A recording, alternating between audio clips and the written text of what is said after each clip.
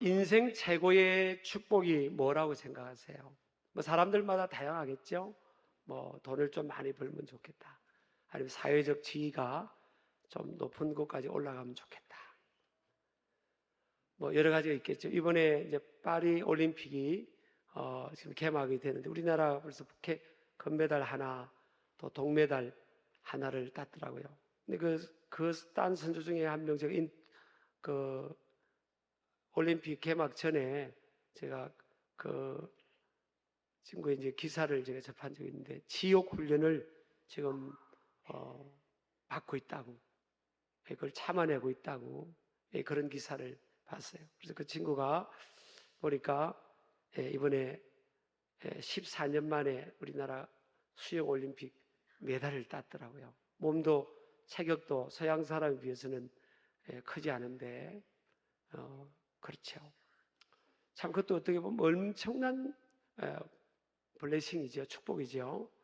그런 친구도 또 그것을 목표로 삼고 여러 가지 우리 인생을 살아가면서 자기 나름대로 삶의 목적 또 디테일한 목표들 이것을 세워 갑니다. 또 그것이 이제 큰 틀 안에서는 하나님의 축복이죠. 근데 하나님의 가장 큰 축복이 뭘까? 인생을 살아가면서 저는 영원한 생명이라고 생각합니다. 인생을 살아가면서 최고의 불행과 저주가 뭘까? 죽음, 더 나아가서는 영원한 죽음이라고 생각합니다. 그래서 이 죽음이란 문제, 이것을 우리가 이제 우리 믿는 사람은 알고 있잖아요. 예수 그리스도를 나의 구세주로 믿는 믿음을 통해서 우리에게 영원한 생명이 주어졌죠. 그래서 요한복음 3장 36절에 보면 아들을 믿는 자에게는 영생이 있을 것이고 아니고 있고 그럽니다. 이미 이 땅에서부터 아들은 예수 그리스도인데 그 아들 예수 그리스도를 믿는 자에게는 영원한 생명이 있는 거예요. 여러분 이것에 대해서 분명한 정립이 되어야 됩니다. 요한복음 11장 25, 26절에도 보면 예수님께서 나는 부활이요 생명이니 나를 믿는 자는 죽어도 살겠고 살아서 나를 믿는 자는 영원히 죽지 아니하리니 이것을 내가 믿느냐 그랬잖아요. 왜 예수님께서 이렇게 말씀하시고 이것을 내가 믿느냐? 안 믿는 사람도 많다는 거예요. 누가복음 18장에 8, 9절에 보면 인자가 올 때, 인자는 예수님을 말하는데 인자가 이 땅에 다시 재림할 때 믿음을 보겠느냐 그랬어요. 그러니까 소위 여러분 교회 안팎에도 보면 진짜 믿음을 갖고 있는 사람도 있고 그냥 쭉정이 상태 속에서 자기가 믿음 있다고 생각하지만 우리 주님이 보실 때 하나님 볼 때는 쭉정이 믿음 갖고 있는 사람도 있는 거예요. 우리 신기루 가족들은 알곡 신자, 알곡 믿음 갖기를 축복합니다. 여러분 이게 진짜 믿음이 있으면요 사람이 달라져요. 이게 이제 삶의 방향도 바뀌고요 철학도 바뀝니다. 우리나라의 최초의 선교사로 오신 분 이제 토마스 선교사님이잖아요. 물론 그분은 사역을 하지를 못했어요. 성경책 한 권 던지고 그 대동강변에 잡혀서 죽었습니다. 근데 그분을 파송했던 교회에 가보니까 그분이 그 교회 담임 목사셨더라고요. 조그마한 시골 교회였어요.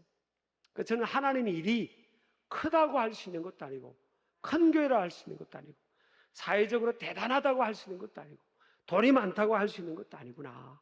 그것을 그 교회를 방문하고 제가 또 확인하고 왔습니다. 근데 그 교회 담임 목사님을 선교사로 파송을 한 거예요. 근데 그분이 런던 칼리지를 세계 명문 학교를 나오고요. 그 가문이 또 훌륭한 명문 가문이더라고요. 어떻게 보면 부를 곳이 없는 그런 상황인데 중국의 선교사로 왔다가 이 조선이라는 나라, 한국이란 조선이라는 나라를 알게 되고 이곳으로 선교사로 들어오다가 제너럴 셔먼을 타고 상선을 타고 통역관의 신분으로 숨어서 들어오다가 잡혀서 죽은 겁니다. 근데 여러분 이게 보면 이해가 안 되는 거죠. 그 좋은 환경, 그 갖춘 환경, 잘 사는 그곳에서 왜 그런 젊은이가 요즘처럼 정부화가 되어 있는 것도 아니고 단기 선교 한국을 와본 것도 아닌데 정말 열악한 이 땅까지 와서 순교했을까? 이건요, 이 영원한 생명, 영생, 영원한 하나님 나라, 이거에 대한 분명한 확신이 있는 거예요. 그러니까 아들을 믿는 자는 언젠가 가보면 그곳에서 천국이, 영생이 있겠지. 이게 아니라 영생의 이 영원한 생명이 이곳에서 있다는 거예요. 지금 이 안에 있다는 거예요. 예수 그리스도를 믿는 자들에게는, 예수님을 영접한 자에게는 이 영생, 영원한 생명이 지금 여기서부터 시작된다는 거예요. 믿으시기 바랍니다. 그래서 나는 부활이요 생명이니 나를 믿는 자는 죽어도 살겠고, 이 땅에서 요한복음 11장 25절 6절, 나를 믿는 자는, 예수님을 믿는 자는 죽어도 산다는 거예요. 그리고 살아서 믿는 자는 영원히 죽지 않는다는 거예요. 인간에게 최고의 절망이, 절대 절망을 가지고 이게 죽음인데, 죽음, 육신의 죽음뿐만 아니라 영원히 하나님과 분리된 영원한 죽음, 이것이 죄를 통해서 들어온 거 아닙니까? 창세기 3장 마지막 절에 보면 이 에덴 동산에는 생명나무도 있고 선악을 알게 한 나무 실과도 있는데, 하나님께서 선악을 알게 하는 나무 실과는 따먹지 말라고 한 거예요. 그 인간이 그것을 하나님과 믿음의 계약을 어기고 따먹은 겁니다. 자기 힘으로 살겠다는 거예요. 그때 하나님께서 그 이후로 생명나무에 접근하지 못하도록 천사들을 통해서, 불칼을 든 천사들을 통해서 그걸 막았잖아요. 그게 창세기 3장에 22절부터 24절까지 있지 않습니까? 한번 띄워주시기 바랍니다. 읽어보겠습니다. 이같이 하나님이 그 사람을 쫓아내시고, 어디서? 에덴 동산에서 쫓아내시고, 에덴 동산 동쪽에 그룹들과 두루 도는 불칼을 두어 생명나무의 길을 지키게 하신다. 인간이 불순종하고 불신앙을 갖고 죄악된 길을 선택함으로 인해서 이제 생명나무의 길을, 영원히 살 수 있는 길이 막혀버린 거예요. 죄 때문에. 생명의 근원 되시는 거룩하신 하나님께 나아갈 수 없게 된 겁니다. 그러니까는 영원한 저주 속에, 영원한 저주가 뭐예요? 최고의 저주가 죽음이죠. 영원히 분리돼서 지옥에서 영혼을 보내는 거죠. 근데 하나님은 사랑하시기 때문에 인간을 구원하기 위해서 하나님의 선택은 하나님의 아들을 이 땅에 보내신 겁니다. 하나님의 아들을 이 땅에 사람으로 보내셔서, 죄 없는 그를 보내셔서 그의 죽음, 희생을 통해 모든 인간의, 모든 인류의 죄와 허물을 다 담당하게 하시고 그 죄를 용서받는 길을 열어놓으신 거예요. 그래서 우리 예수님께서 2000년 전에 골고다 언덕에서 십자가를 지시고 죽으실 때 예루살렘 성전의 휘장, 그 닫혀있던 휘장이, 그 커튼이 찢어졌잖아요. 그래서 새롭고 산 길이 열린 겁니다. 생명의 길이 열린 거예요. 또 인간은 영원히 죽을 수밖에 없는 존재인데 죄 때문에 하나님의 아들이 그 길을, 자신의 몸을 찢고 피를 흘리고 희생을 해서 그 대가로 다시 길이 열린 겁니다. 영생의 나무에 접근하는 그 길이 열린 거예요. 그 누구든지 아들을 믿는 믿음을 통하여 우리는 하나님 생명의 근원 되시는 하나님 앞에 나아갈 수 있는 길이 열린 겁니다. 이것을 믿는 사람들은요, 이 부활신앙, 예수님의 부활하심을 통해, 죽으심과 부활을 통해 인간에게 열려진 이 영생의 길을, 이걸 믿는 사람들은요 변화되게 되어 있습니다. 그리고 오늘 읽었던 고린도전서 15장이 부활장인데 변화된 삶을 살아야 된다는 거예요. 이제는 예수 생명을 받고 영원한 생명을 저와 여러분이 가졌잖아요. 이 예수 생명이 이미 우리에게, 정말 믿는 사람에게 주어진 거예요. 그런 사람들은 주기철 목사님처럼, 안창호 선생님처럼, 이렇게 또 토마스 선교사님처럼 수많은 순교자들처럼요, 이제 예수님을 부인하지 않고 복음을 전하면서 주님이 기뻐하신 뜻을 따라 살아가게 되는 삶의 변화가 일어나는데, 그러면 이 부활 생명, 예수 생명, 영원한 생명을 가진 사람들은 어떻게 살아가야 되냐는 것이 오늘 고린도서 15장 마지막 절에 바울 사도의 고백을 통해서 고린도 교회 성도들에게 또 저와 여러분에게 주어진 겁니다.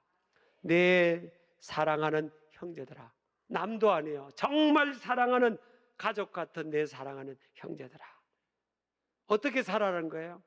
네 가지를 말씀합니다. 첫 번째로 따라합시다. 견실해야 된다. 견실해야 된다. 이 견실이 뭔가 하면 영어로 하면 stand firm이죠. 이 견실은 헬라어로 헤드라이 오이라는 단어인데, 따라합시다. 확고부동한 자세, 확고부동한 자세를 가져야 한다는 거야. 흔들리지 않는 확고부동한 이 가치관, 세계관, 삶의 방향이 정립이 되어야 된다. 이게 정립이 되지 않으면 안팎으로 흔들릴 수 있다는 거죠. 여러분, 부활 생명, 영원한 생명을 가진 사람들은요, 바뀌게 되는데 삶의 가치관이 바뀝니다. 아까 토마스 선교사님처럼 그 런던에서 호의호식하면서 그 좋은 잘 사는 선진국에서 그냥 그렇게 지나는 것이 내 삶의 최고의 가치가 아닌 거예요. 나는 이미 영원한 생명이 주어졌고 죽음을 극복하고 영원한 생명이 여기서부터 시작되는데, 그러면 나에게 영원한 생명을 주신 그 하나님의 사랑, 나를 위해 희생해 주신 그 예수님이 기뻐하시는 내가 삶을 살아야 되겠다, 그런 마음이 주어진 거예요. 그런 중에 그 토마스라는 젊은이에게는 이 아시아로 중국을 가라. 중국에 와보니까 또 조선이라는 나라가 보이네요. 그 조선이라는 나라로 가라는 거예요. 정말 영적으로 보면 어두운 땅 아니었습니까? 미신과 우상이 막 만연되어 있는 이 땅에 네가 가라는 거예요.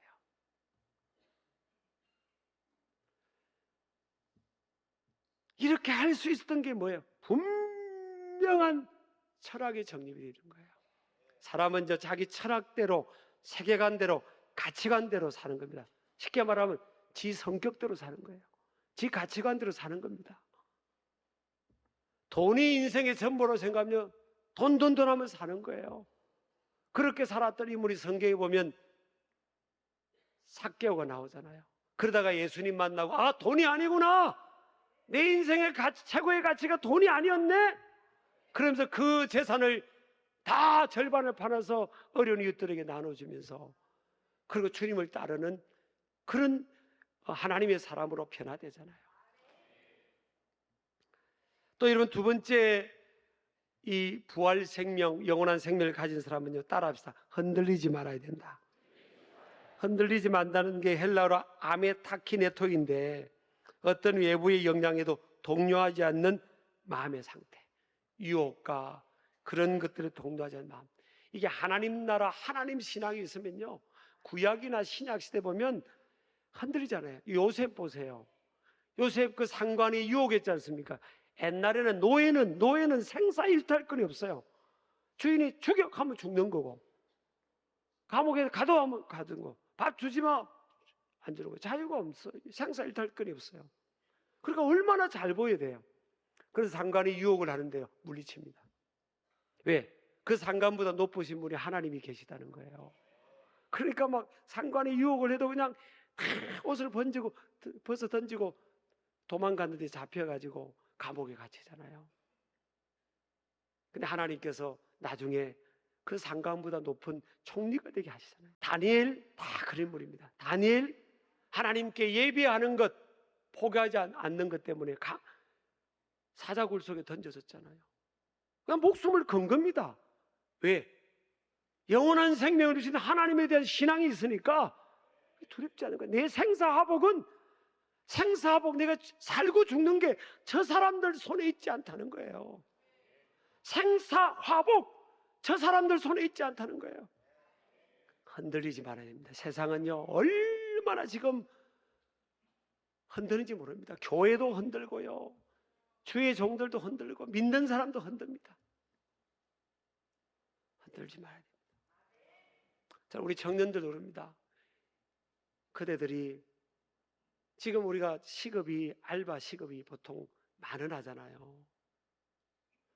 자, 주일날 시급 10만 원 준다. 그럼 교회 올래? 알바로 갈래? 교회 올 거예요. 그 쉽게 대답하는 사람은 수상해요, 사실은.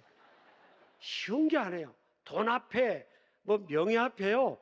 이게 딱 쉬운 게 아니라고요, 사실은. 근데 왜 우리가 흔들리지 않아야 되나? 흔들릴 수밖에 우리가 이게 정립이 돼야 돼요. 딱 정확하게 이 정립이 돼야 됩니다. 나는 내 최고의 가치는 하나님 나라와이다. 그래서 마태복음 6장 33절에 보면 너희는 먼저 뭐라고 했어요? 하나님의 나라와 의를 먼저 구하라고 했지. 먼저 세상의 것 구하고 먼저 돈 구하라 했습니까? 저는 유럽도 가보고 영국도 가보면요, 지금요 교회가 너무 힘이 없어요. 영국도 그렇고 유럽도 가면 어떤 데는요 건물이 100개가 넘는 것을 소유한 기독교 단체도 있더라고요. 근데 힘이 없어요. 자꾸 하나씩 팔고 있어요. 이번에도 문자가 왔더만요, 어떤 분이 하소연하더라고요. 그 단체에 어떤 그걸 빌려가 쓰는데 그걸 건물을 판다고. 다 기증받았던 건물들이거든요. 예수 잘 믿는 사람이 죽으면서 이 교회나 단체에 이거 내가 하나님께 거저 받았으니까 이걸 사용해서 복음 전하고 선교에 쓰라고 규정해 준 거예요. 맡겨 준 거예요. 그런데 이제 이게 유지가 안 된다고 하나씩 파는 거예요. 그 비싼 땅에 있는. 힘이 없는 겁니다. 사람이 없고 사람이. 저는 왜 그렇게 됐을까 보면요, 대충 신앙생활 하면요, 대충 신앙생활 하면 다 힘이 사라집니다. 다 무너져요, 사실은. 왜 아멘 안 하세요? 죽을 각오로 신앙생활이 됩니다. 죽을 각오로. 절대 신앙은 타협하면 안 됩니다. 조금이라도 타협하면 안 됩니다. 예배, 미션, 신앙. 저는요, 솔직히 저는 해서 용서하세요. 저는 주일날 교회 오라고 하면요, 그 직장 집어던집니다. 나 솔직히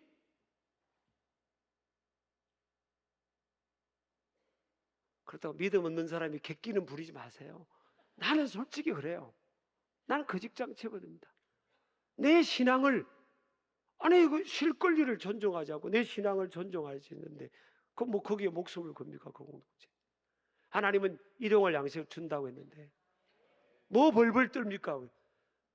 하나님이 사자굴 속에 다니엘이 던져도 하나님이 더 건져가지고 더 높은 곳에 쓰시고 그 정득들은 다 그 사자 밥이 되게 하시는 그 하나님을 우리가 믿고 있는데 뭐 벌벌 떨고 세상에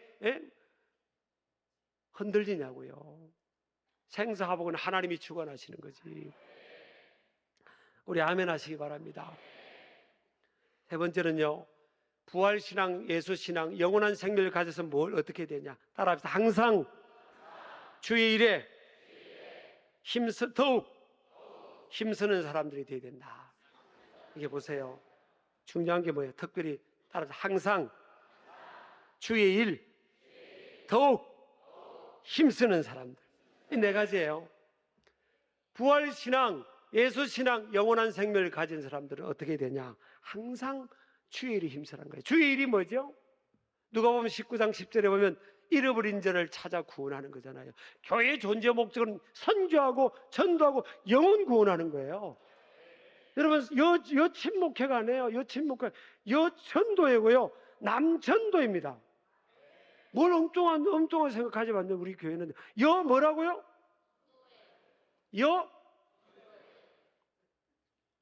제가 목회 초창기에 저는 35년이 됐습니다. 근데 목회 초창기에 어떤 교회에서 이제 목회를 하는데 그 여전 대원 중에 한 분이 저한테 해요. 목사님, 우리 여전도에는 너무 환상적이라는 거예요. 아니 왜요? 어떻게 환상적이냐고 했더니 우리 여전도에는 너무 환상적이에요. 한번 해보세요. 시작. 환상적인 거예요.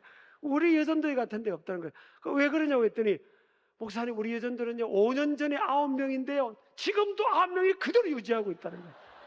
너무 환상적이래.